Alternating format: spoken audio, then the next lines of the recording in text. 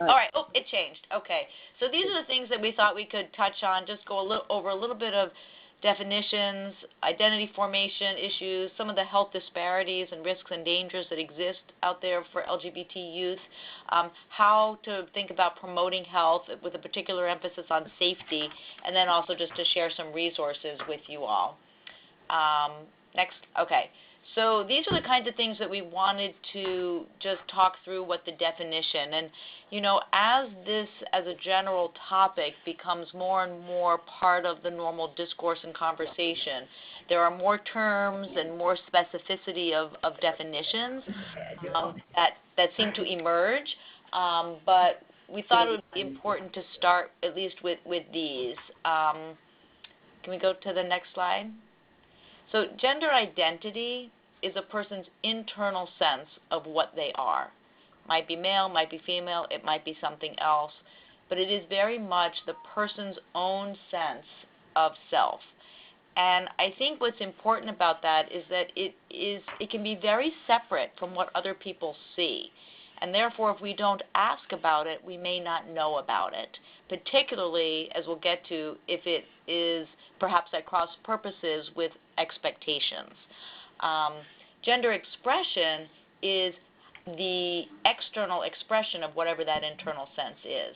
So it's how people dress, their clothing, how they move their body, what toys they prefer, how they wear their hair, other kinds of interests that they might have that a person chooses to use to express that internal self.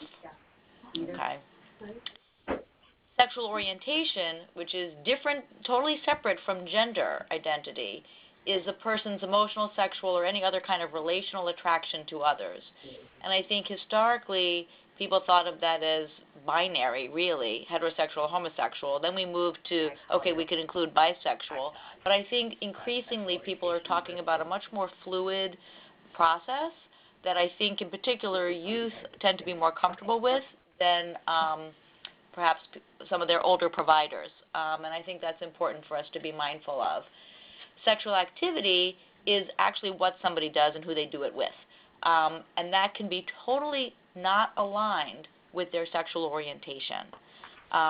People can engage in sexual activity with people that they're attracted to and people that they're not attracted to. And so it's important to ask about all of these because you can end up with lots of different kinds of information and open different kinds of doors than if we don't think of them as separate domains. And then the last set of definitions are gender nonconforming or gender variant. And that really has more to do with the person in their context. And that's when their gender expression, their external expression of their internal identity is not what either their family, their culture, their society, their school, their peers, or whomever expects them to have, so they become labeled as different in some way. Transgender is more specific. It's a person who feels that their gender identity, their sense of self, doesn't match their physical body. And that's a very specific experience that some people have. So often people refer to LGBT, LGBTQ, LGBTQAI. Letters continue to be added to this depending, and just to make sure that everybody knows what all of those words stand for. It's lesbian, gay, bisexual, transgender. The Q can refer to questioning, which may be that a young person isn't sure, an adult is unsure of their orientation and or their gender identity. Queer is what sometimes is referred to as a reclaimed term, a term that used to be used in a derogatory way that people have decided to use intentionally. And it can encompass a variety of sexual orientations and gender identities. So when somebody tells us that they're queer, we don't know what that means unless we ask more specifically about those four other domains: gender identity, expression, sexual orientation, and sexual activity. The A can refer to asexual, or somebody who just is not engaging in any kind of romantic or relational activity. And then intersex, which really has more to do with the physiology, the external physiology, which has, mixed anatomy in terms of a genetic variation. So hopefully people have heard of most of those terms. just a quick trip through identity formation, because obviously we could spend hours talking about that. But most kids by the age of 3 know who they are on the inside. They know if they're a boy or a girl, and that may or may not line up with their physiology. But from a pediatrician's perspective, I know you know this because you see this all the time, that, you know, kids, even by 2 and a half sometimes, know exactly what they are. We usually see, regardless of to whom it's directed, that first crush is usually around 10 years old, so that's like 5th grade. But they don't. I'm sorry? It's just background noise, I think. Oh, okay. Adolescents will usually be able to know if they're gay or bisexual by the early teens, sometimes even earlier. Parents will report that anywhere in that 7 to 12-year-old range, but they are less likely to recognize bisexual, transgender, queer, or obviously they'll know about intersex because they'd know that at birth. So I think it's important to recognize what parts of this parents may be aware of and which parts of it may be harder for parents to recognize. And again, like all of us, our parents are in a psychosocial and cultural context as well as our kids are. And so thinking about this is not just thinking about where our young person is, but who they're living with and what their attitudes, beliefs, and biases or support system may look like. Okay, now, next slide. Just to think a little bit about the health disparities that LGBT youth face, because they're quite significant. So they're twice as likely to have considered suicide as non-LGBT youth.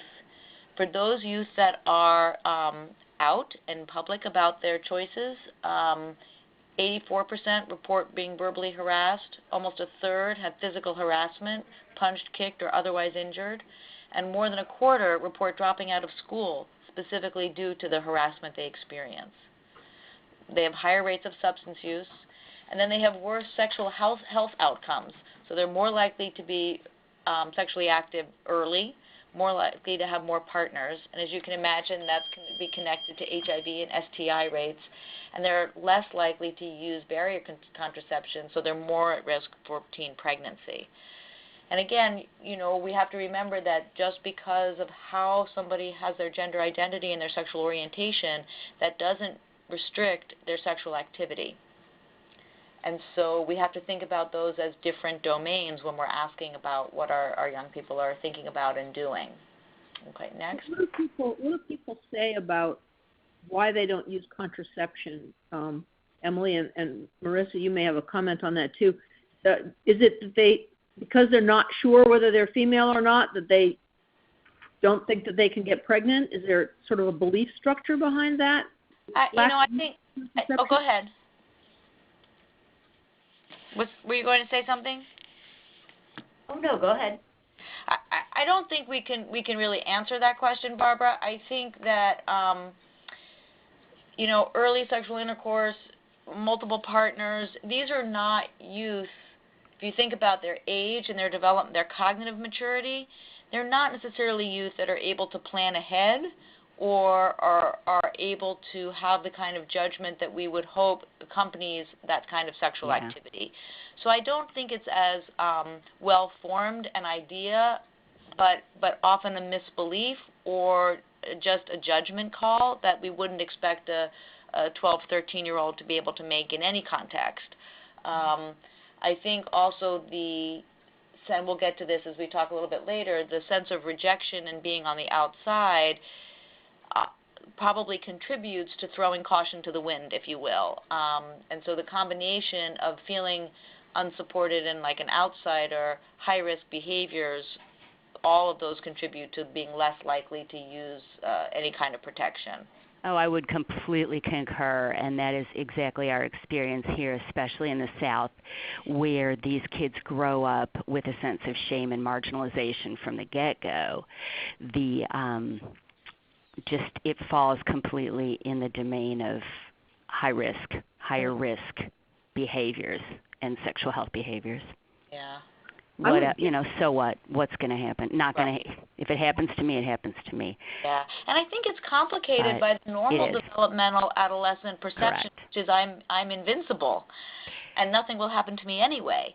So it's like there's a really problematic synergy between the normal cognitive vulnerability that our preteens have and that sense of why bother, I'm already so marginalized, that is very extra worrisome for these youth. And some of ours, the rate of our kids being literally kicked out of the home or barred from the home and are sort of crashing with different family members in different places if they come out or if their families sense or discover their orientation or gender variance. Right. It's survival. Absolutely. And it may be that they have sex to get food, have sex to get housing, all the other kinds of things that they need as a vulnerable youth. Can we go to the next slide? Sure.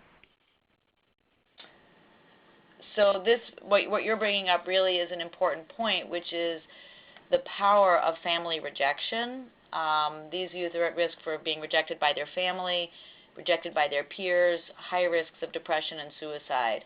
So there are more than 8 times, if your family rejects you, which not all families do, but if your family rejects you, it's really bad, okay? So you are significantly more likely to have tried to kill yourself, significantly more likely to have high levels of depression, more likely to use drugs or engage in high-risk sexual behavior. And so in some ways, so much of the work we need to do, and that you all do, is really helping a family come to terms with this in whatever way that means they can. Because I think probably one of the most powerful interventions we can do is have a family not reject a youth in this circumstance because of the consequences that it leads to. Next slide. I have a question. Oh, yeah. This is Cindy Schaefer. I was a late comer. 2 slides ago, you were talking about all the high-risk things and the peer rejection and that sort of thing. Is there any evidence that joining a club, like the local high school that one of my daughters is in, has an enormous gay-lesbian club? Is that protective in any way from the high-risk choices these kids make? Or I don't know if there's any evidence in one direction or another. Yeah, so that's a really good question, and I think it's certainly an important resource for the kids.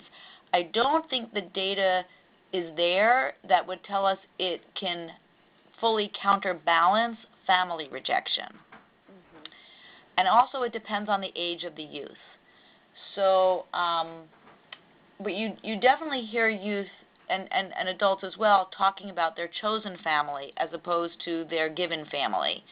And I think there is a sense of finding a new home and a new support system that a group like that can offer. And I think it matters whether it's peers only or peers plus other adults. Because I think that there is something very powerful about being accepted by an adult that's a little bit different than being accepted by your peers. And that I don't think we have the data that tells us whether that fully offsets the family rejection, but it's certainly an important resource for these kids.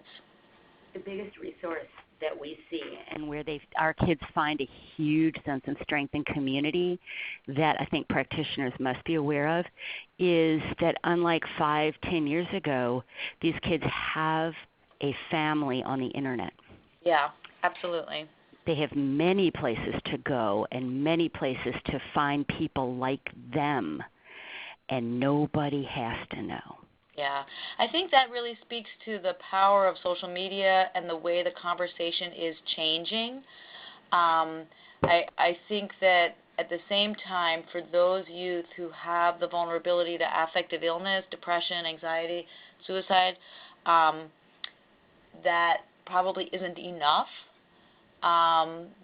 Really important, but I think we have an intersection here of kids who are vulnerable from the psychosocial experience and then probably kids who are vulnerable from a genetic standpoint, and those are the highest risk. And so screening for mental health and mental illness in the family and in the youngster becomes just as important as understanding their gender identity and sexual expression, because I think that the intersection there becomes very, very powerful.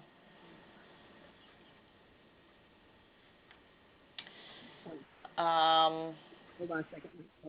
We're going the wrong way. Right. One more. Okay. So, back one. Okay. So this was just something that Barbara had seen in the Washington Post just a few days ago, just as an example of how vulnerable these youth are. So, over 300 D.C. homeless youth, over 40% of them identify as LGBT. And, are they homeless because they were kicked out of their homes? We don't know. But they're certainly an incredibly vulnerable population. And so I think in addition to the high risk sexual activity, early substance use, you can add risk for homelessness to that situation. And certainly family rejection is going to be a big driver of homelessness in these youth. Right, and you've already made the point about what happens when you're homeless. And what happens when you're homeless includes selling your body for sex, for food, as you mentioned before, much higher rates of sexually transmitted diseases, as well as other problems of health that come from poor nutrition and other kinds of infections. So not just sexual infections, but, lice and fungus and things that come from poor hygiene, strep and staph infections, pneumonia, things like that. So it's an incredibly vulnerable position to be in, to be homeless. Yeah, and also you're much less likely to go to school if you're homeless. Yes. And so you get a double whammy that way also. So mental health, physical health, educational health, all of that. So you all may have a lot of other things that you would put on this list, but I think two overarching things to consider and how do we think about promoting health for LGBT youth. The first is confidentiality and really creating a safe space for youth to talk about. And that often means we have to lead the conversation. We have to let them know that we know the difference between gender identity and sexual orientation and sexual activity and sexual orientation by asking about those domains. We also have to let them know what's confidential and who we are and are not going to tell and when we would tell and how we would go about doing that. Many of these youth have not told anybody about it, and creating that safe space is a critical step. The other overarching construct really is about monitoring our language, and it's really changing how we talk so that we don't ask, so do you have a boyfriend or do you have a girlfriend, but ask, are you in an intimate relationship, and is it with, a boy or girl or both or whatever. And I think that it isn't just about us as a clinician, but also as everybody in our office. So every interaction, we don't even realize how our language can sometimes communicate what our expectations are. And I think for youth in general, they're always looking to see if they're going to be judged, regardless of whether they're LGBT, do the adults get it or not. But I think this is a population of youngsters that are always on edge, ready to protect themselves. And so whether it's not just us in the office with them, but their whole experience in the clinic becomes important. You go to the next. So I think given all the risks that we've sort of touched on and very superficially, I try to think about framing what it is I need to do to promote health, but really from a safety standpoint. And I've just kind of listed the ways in which we can think about safety. I think we have to think about safety from themselves. Are they at risk for any kind of self-harm or suicide? And maybe that's using a depression screening tool, or just asking them questions about it, but being aware that they could be at greater risk. Their safety from their family, and that's both rejection but also potentially worse. It may not just be verbal. There may be physical abuse related to it, or even sexual abuse related to it, as well as just disgust or humiliation or embarrassment or shame connected to it. And I think we do have a responsibility to meet with parents and figure out where they are and where their ideas come from. Sometimes it's misinformation, and we can provide correct information. Sometimes families want it not to be true, and I think we have to think with them about, would they rather have this be true or have no child? And I think sometimes those are hard conversations, but they're important. And maybe they don't have to embrace everything about their child, but they can embrace some things about their child. And something is better than nothing.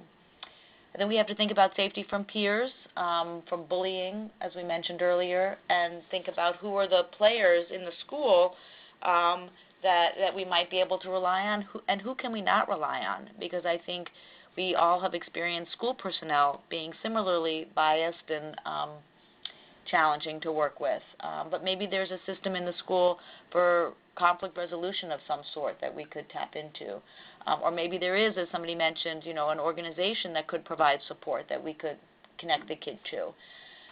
There's sexual health issues that we've talked about, infection, pregnancy, and again, asking directly, providing information and treatment within the bounds of confidentiality.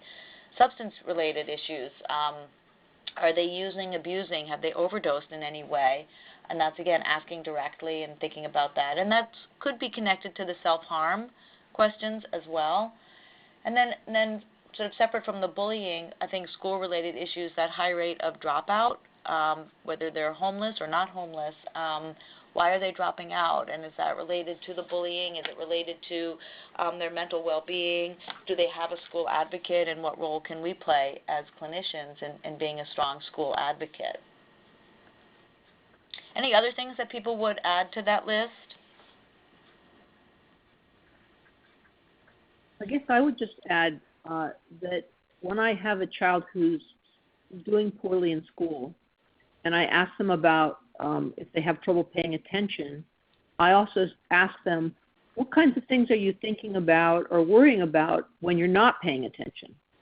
And that's actually a pretty good general question, but I think it directly relates to this, because sometimes kids who are under the stress of all this pressure and discrimination, they may be thinking about, how they can avoid this person across the room who bullies them or who teases them about things, or just thinking about if anybody has figured out that they're gay or lesbian.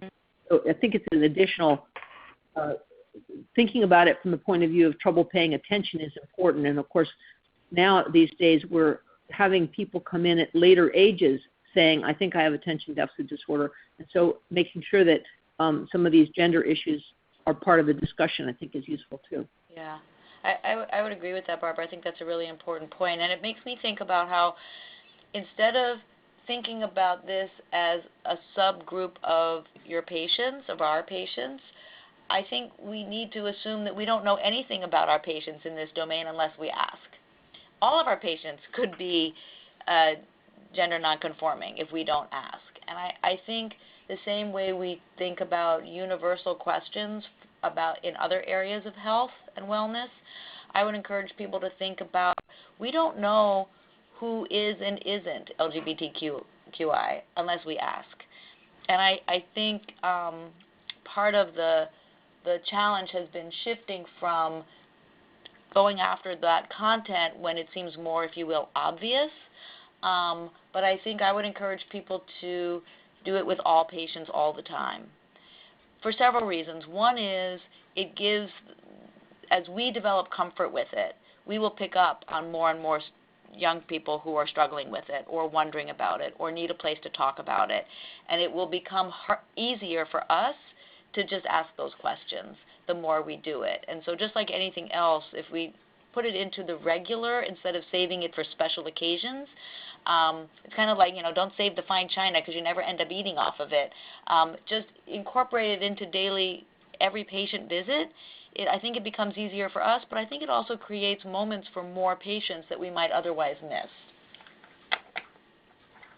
That's really lovely, Emily. And the other thing I think that does is they may not have concerns about their own gender identity or sexual orientation, but they may be concerned about a friend or a sibling, and it opens up the conversation and gives you a chance to show that you are prepared to be supportive no matter what, but there may be somebody else at risk who's not them. Now, I realize that's harder because it's not your patient, but I think I don't think we have to be afraid of that conversation for that reason also, because if the kid doesn't relate to it for themselves, they'll just say, well, not me, Right. but say somebody else I'm worried about.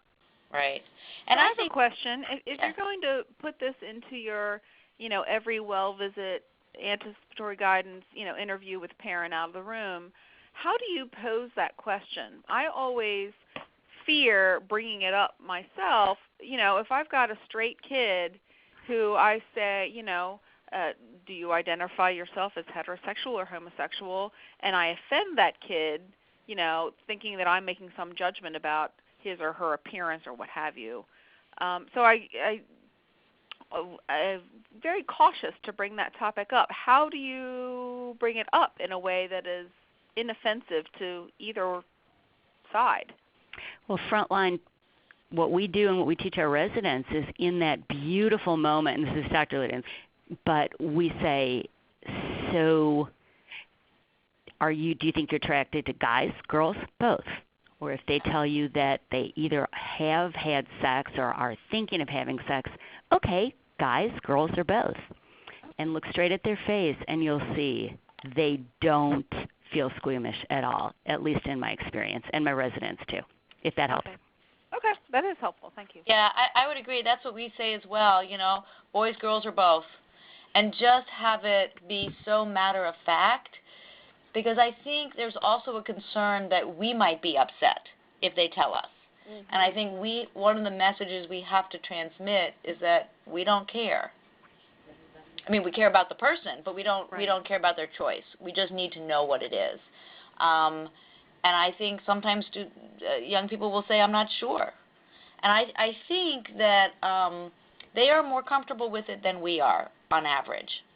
And I think that I've never had a young person be offended if I ask men, women, or both. I ask it of adults as well, and sometimes they're a little surprised, but nobody's ever taken offense in a way that allowed me not to be able to continue with the conversation. Great. Okay. I think the other thing that we often use in other situations is to sort of give the caveat, well, I ask all kids your age this question, sort of to frame it as this is a standard question. Right, like asking them about tobacco and alcohol and everything else. Right. Yeah, exactly. Mm-hmm. Exactly, right. Okay. Okay. Barbara, do you want to talk about these tools? Sure. So, we produce Chattis, and Chattis has a lot of screening tools in it, so you might be interested in what kinds of tools can help with this. Now, this may not be an exhaustive list of all the things that would be available, but for overall questions, I think that the CHAMPS questionnaire, and I'm going to show you a couple of questions in the CHAMPS questionnaire, was developed here in Baltimore, actually, and tried out with inner city youth. And it's really very extensive, as I'll show you in a minute, and includes questions not only about sexual preference, but also about how you're treated at home and also your actual sexual activity. The PHQA, Patient Health Questionnaire Adolescent version, has anxiety, depression, eating disorders, and substances. It's not explicit about sexuality, however. And then you all know about the GLAD-PC, which is the Guidelines for Adolescent Depression in Primary Care. These tools are ones recommended by GLAD-PC as being good depression screening tools. And I think that depression is so commonly part of having a sexual orientation difference that it probably is a good place to start to see if they're depressed, because it's hard to live in that skin. And then bullying. We had a previous talk about bullying, but let's not forget that some of the bullying for being LGBT is occurring online. So while support is occurring online, bullying is also occurring online. And so I think it's an important thing to add that we hadn't talked about quite yet, that we want to know whether not only are they being bullied in person, but are they being bullied in other situations. So the CHAMPS, the next two slides are about the CHAMPS. And what I've done here is I've included the actual questions for some and then just the topic areas with others. And I think that the actual phrasing of the questions in the questionnaire are pretty good. They're a way you might say it yourself. So one of the questions is, how satisfied are you with how well you get along with your family? That's a pretty good question. How much fun or how pleasant, how close-knit are you? Are there arguments, tension, or conflict? Has any adult where you live slapped, hit, or spanked you? Now notice it doesn't say your parents, because there may be other adults in the home for sure. And then this one starts out with a caveat. Sometimes kids get pushed around, hit, or beaten up by members of their own family. Has anyone in your family ever done those things to you? And then similar kinds of questions about peer group. How satisfied are you with your relationship with your friends or peers? How satisfied are you with the number of people that are your friends? And then these are some of the more specific sexual questions. Again, a caveat, people develop sexual feelings about others. Which of the following best describes your sexual feelings? And then covers the gamut. Don't think about it, heterosexual, bisexual, or homosexual, and not sure. So that kind of covers the waterfront to some extent. One thing I just want to highlight there, the challenge is that presupposes that your sex is your identity. Mm-hmm. And so you have to make sure what you're talking about with your young person. Mm-hmm. Because you can have a biologically male teenager whose gender identity is female and is interested in male partners. So you just have to make sure you're talking the same language, whether it's identity, orientation, attraction. Right, probably ought to be upgraded. And, there's probably some other questionnaire that I don't know about that might be a good thing to include because, as you know, all people, teenagers and adults alike, are more honest when they're doing a computer questionnaire than they are when they talk to you. It's easier for them to do that. It's really useful. And then the next bunch of questions has to do with bullying, basically being ganged up on. And there are also items in this questionnaire about sexual behaviors, numbers, and ages of partners. So it includes high-risk sexual behaviors such as anal sex, as well as experiences with previous sexually transmitted infections or HIV testing and pregnancy. So it's a really comprehensive questionnaire, and I'd be delighted to show you more about it if you're not already a Chattis user. If you are, you can go into Chattis and take a look at it. Any questions about those, or do any of you have other tools that you think are useful to have in your office that were not included in that list? I'm curious about the clinic that was at Cincinnati, the gender dysphoria clinic, or is that what it was? Did you all have any particular forms or tools that you used? As far as once they were in, so it's the transgender clinic run by Leanne Kennard in Cincinnati. It's within adolescent medicine. Mm-hmm. And has been there for a very long time. So similar to what we're doing in Birmingham, it's a multidisciplinary. So there is a dedicated social worker for this clinic who is the link between families and resources and the clinic and patients. We have, in Cincinnati, we have our own psychologist who has a wealth of experience in this area. We have an pediatric endocrinologist who has been doing this for a very long time. But as far as our forms and we also have office staff for whom it's been a work in progress. They're amazing, but this is very second nature to them. Mm-hmm.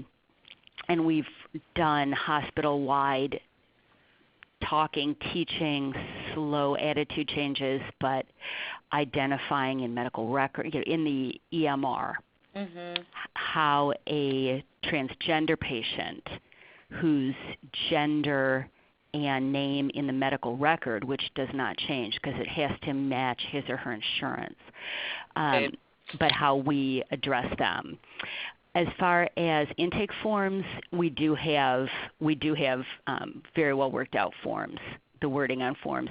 But it's simply name that you go by, gender you identify with, and preferred pronouns.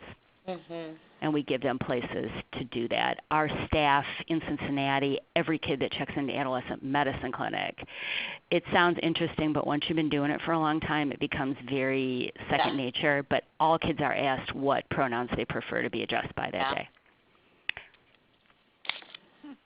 I think that's really important because it gets to what's on the next slide. The wording on forms, it's usually binary. Very. Are you male or female? Right. And we say male, female, other. Some people do that. Others will do male, female, transgender, or options. Right. I think even things like the restrooms in the clinic setting or the office setting, does it say male, female, or does it just say restroom? When you mention the intake forms, are there questionnaires of various types? We would be interested, since sounds like there may be some questionnaires we haven't seen yet. We would be interested in taking a look at them and seeing if they'd be appropriate for Chattis. Subpopulations, follow-up kinds of issues. Is that something that you might want to share? Oh, sure. Be happy to show you, what's done in Cincinnati. And then it would be fun. I think it might be fun for Chattis too. There are about 27, 28 multidisciplinary gender clinics embedded within pediatric academic centers throughout the country, and probably another 10 to 15 in freestanding sites.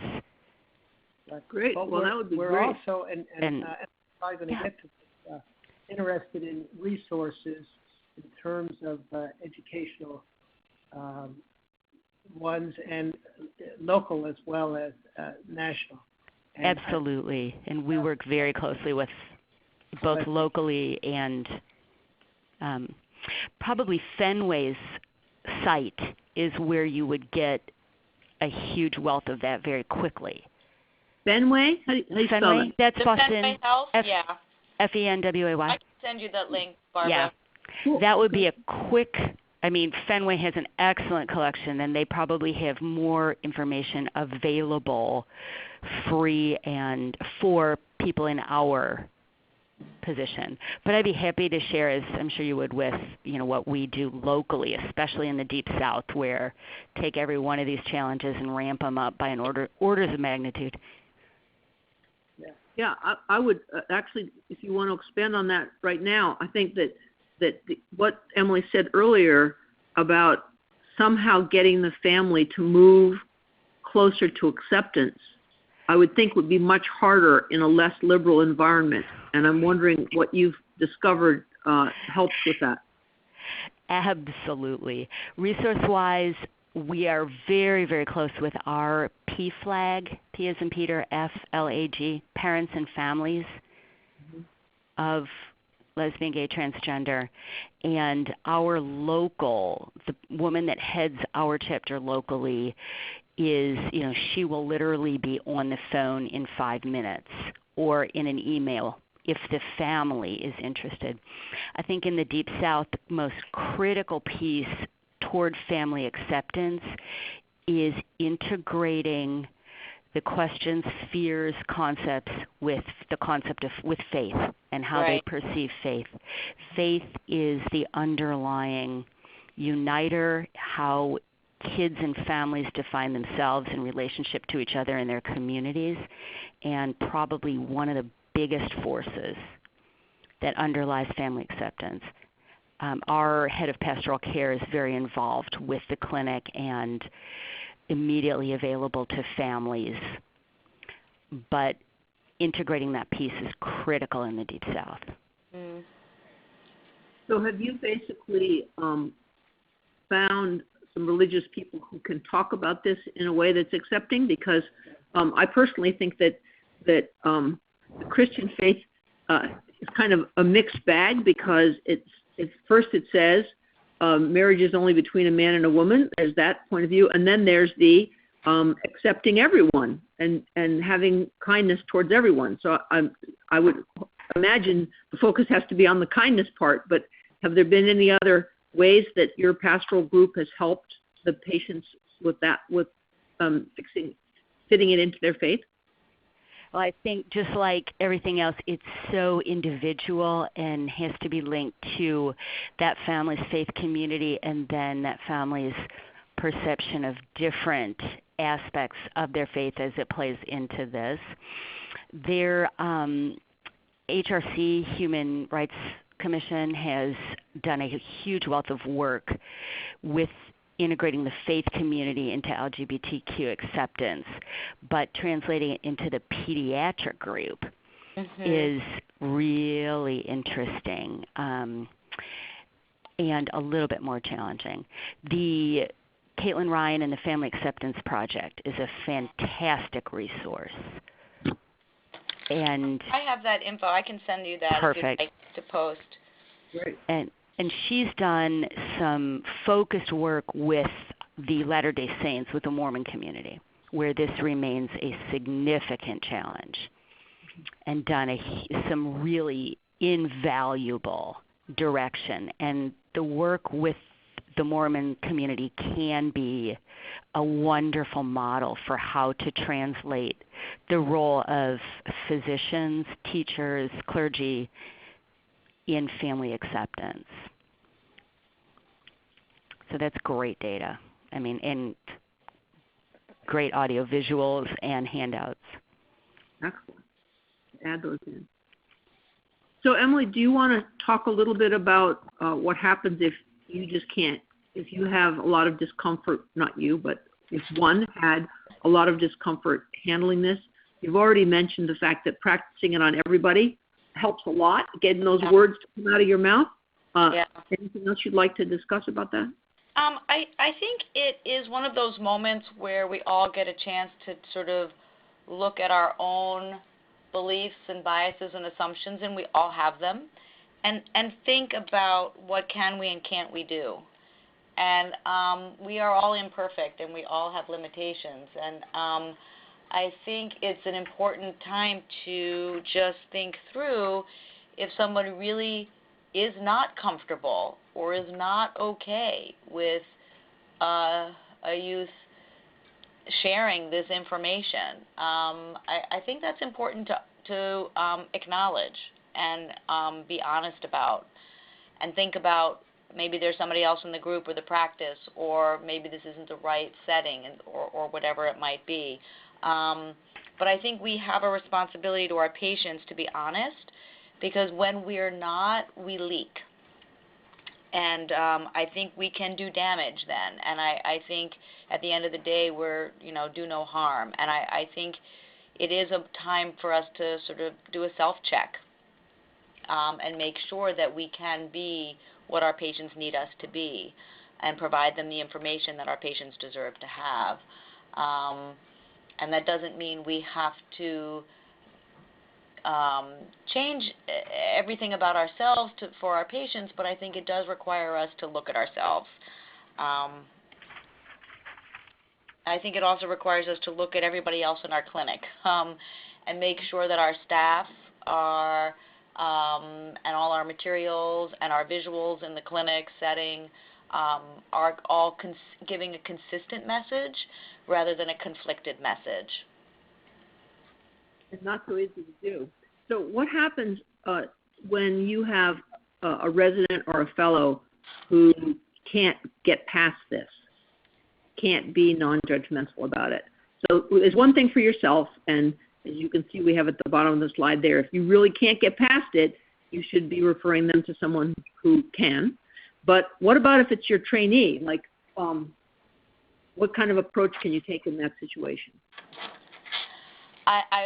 I am thankful that has not come up for me, but I think that it would be the same as with anything else. I think we see similar biases, beliefs, and judgments around people who use substances, and that can impact the quality of care that's provided. And I think that for me, it's about reframing it because it's about the patient, it's not about us. And I think reframing it to how to keep the patient front and center and the patient's needs need to be met as the priority. I think that's part of the conversation.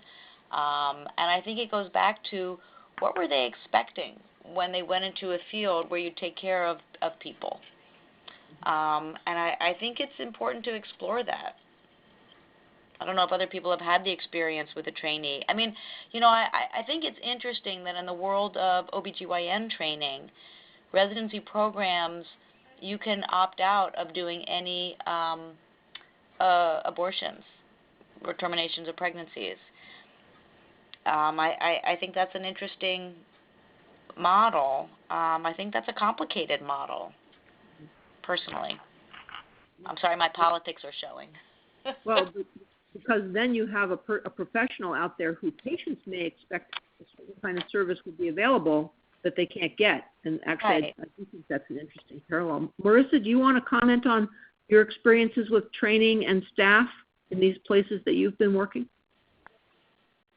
Sure. I'll have to echo Emily. Fantastic. Thank God I have never also encountered a concern with trainees. It's quite the opposite. They come from this generation that they are so excited about this, and the history taking in clinic comes far easier to them than it does to more seasoned physicians. But it's part of our culture too in our institution that this is how they take a medical history, and they do it over and over, and they're awesome at it. Now, what we do when we work with pediatricians and with other staff around the hospital, especially in Alabama, is we tell them it's fine to hold on to both realities, the reality of their personally held values, but also the reality of their professionally held ethics. Mm-hmm. And part of their professionalism, our lab folks, our clinic intake staff, part of their professional ethics and professionalism is that you will treat every patient with a degree of professionalism and dignity that you came to this place to provide. But nobody is asking you to step away from your personally held values. You just keep them to yourself, and you take care of that patient and understand for who he or she is. We, when we did training for the lab folks, what we talked about was the concept of identity when a child uses a nickname rather than a full name. Down here, a lot of kids, if they're the third in their family to have the same name, their name may be Richard, but they go by Trey. It's very, very common. And we talked about how that little boy, his identity and his name is Trey. And when you in the lab call him back to get his blood drawn, when you say Richard and he doesn't answer, and then you say Trey and you see that massive smile on his face, it's because you called him who he sees himself as. And when we draw that analogy with our gender variant kids who are using pronouns and first names that don't exactly match how they physically started out, all of a sudden our staff understand how important that is. Mm-hmm. So analogies are very helpful. But we simply say it is fine to hold on to both realities. Professionalism dictates how you behave. Yeah, I agree. I think that's really beautifully said. And I think, it shouldn't be that it's the conversation only in these moments. That's the conversation with trainees from day one about all things, that it's about the patient. It's not about us. And that goes back to, I would say, I work primarily with medical students now, and, why do we fuss about attire? Well, it's because the energy in the room needs to be on the patient, not on us. And I think there are ways to maintain oneself personally and also be professional to our patients. Those are very real things. But it's a developmental process that requires explicit conversation and modeling and feedback. If you think about just what's happened in this country in the last 50 years, we've gone from having race be an issue like this to the acceptance in all 50 states of marriage between same-sex couples. And it's an extraordinary thing to be able to change your biases in that period of time. And some people are going to be more successful at it than others. But I think we've been remarkably, not completely, but remarkably successful when it comes to race.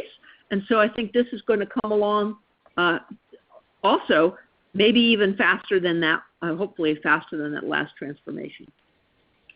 So, Marissa and Emily, these are some great resources. I'm not sure how many of these we have in Chattis. We have over 20,000 resources, but we may not have these, or many of these. Put them in there. We will certainly put them in.